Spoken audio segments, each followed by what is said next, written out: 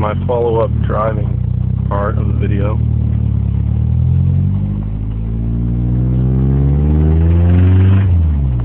So you can hear where the knocks start.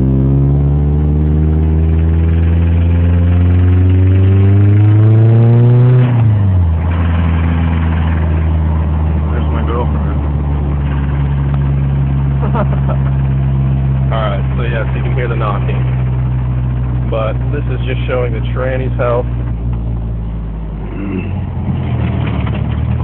So if you want to buy the transmission, because I'm saving up for an SR20, shit's nice.